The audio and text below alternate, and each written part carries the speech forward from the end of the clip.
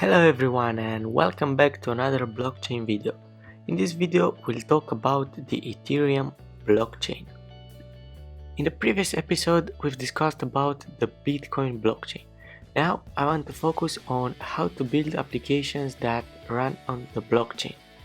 Bitcoin is quite limited in this area, so we'll instead look at a different blockchain called Ethereum.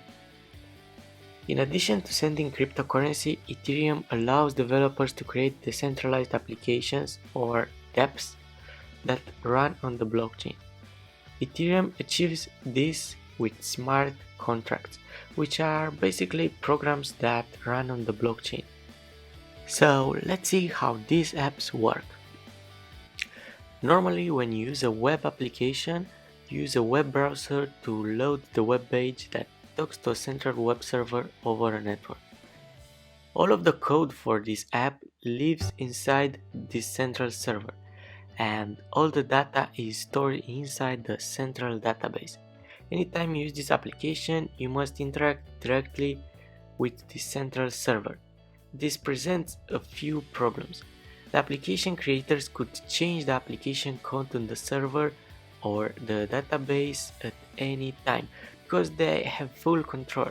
Another problem can be if a hacker breaks into the database and changes some information.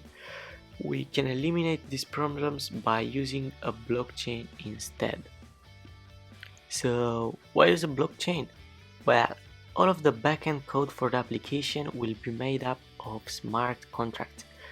These are immutable or unchangeable, building blocks of the blockchain. Once the code is put on the blockchain, no one can change it, and we know it will work the same every single time. Smart contracts are written in a language called solidity, which looks like JavaScript. They are in charge of reading and writing data to the blockchain and executing any business logic that we program. They work much like a microservice on the web.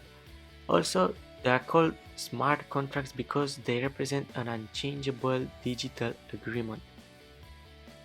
All of the data for the application will be stored as a transaction record inside of blocks on the blockchain.